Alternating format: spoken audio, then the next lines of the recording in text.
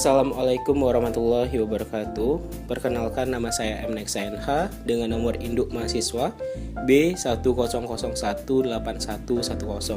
Saya adalah mahasiswa Hukum Peradilan Konstitusi kelas B yang diampu oleh Bapak Muhammad Eriton SHMH.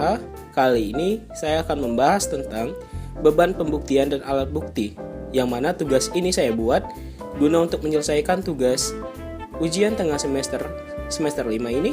Semoga video ini dapat bermanfaat. Selamat menyaksikan. Yuk kita mulai.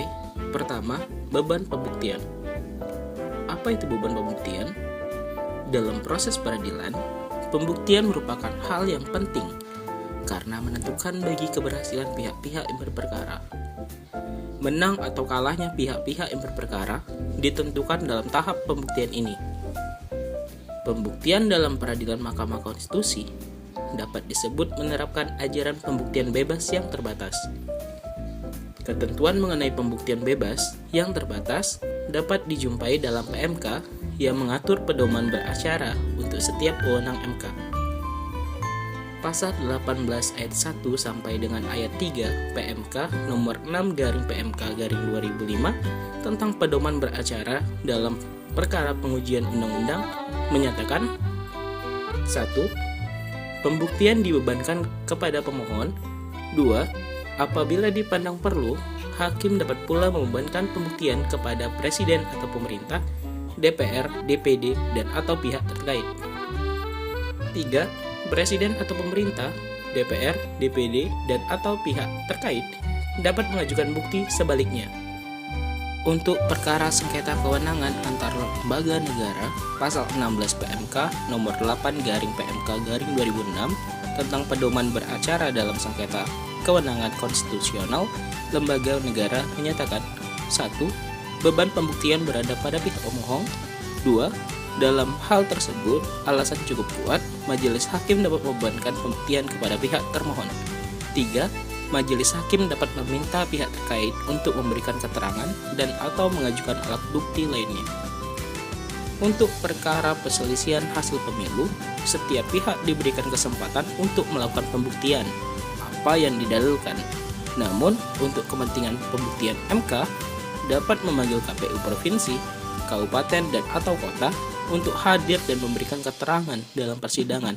Sedangkan untuk pembuktian perkara impeachment dibebankan kepada DPR sebagai pihak yang mengajukan pendapat, dan presiden dan atau wakil presiden berhak memberikan bantahan terhadap alat bukti DPR serta mengajukan alat bukti sendiri. Tujuan pembuktian dalam perkara konstitusi: 1. Untuk memberikan kepastian akan kebenaran secara material adanya fakta hukum, peristiwa hukum, dan hukum sebagaimana didalilkan oleh pemohon, jadi sama sekali bukan untuk kebenaran formal. 2. MK memutus perkara berdasarkan Undang-Undang Dasar 1945 sesuai dengan alat bukti dan keyakinan hakim, pasal 45 Undang-Undang MK. 3. Untuk sahnya beban pembuktian dan penilaian pembuktian diperlukan sekurang-kurangnya 2 alat bukti berdasarkan keyakinan hakim. 4. Alat bukti yang sah sering disebut beyond reasonable doubt. Oke, selanjutnya alat bukti. Dalam peradilan Mahkamah Konstitusi, pasal 36 ayat 1 Undang-Undang nomor 24 tahun 2003 menentukan alat bukti meliputi: 1. Surat atau tulisan.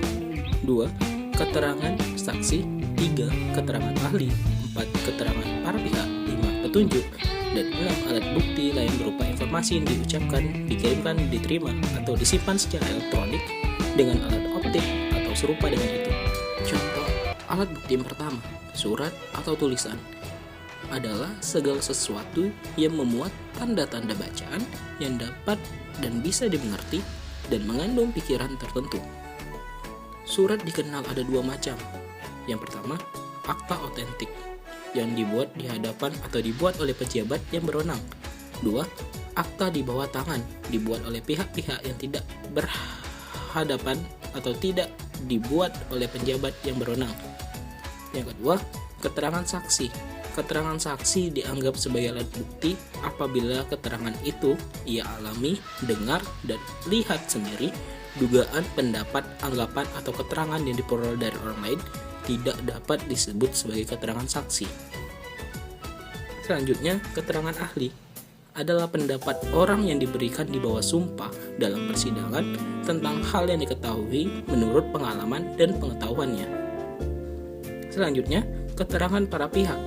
Para pihak dalam hal ini adalah pemohon dan termohon. Mereka dapat berbicara sendiri atau diwakilkan oleh kuasa hukumnya.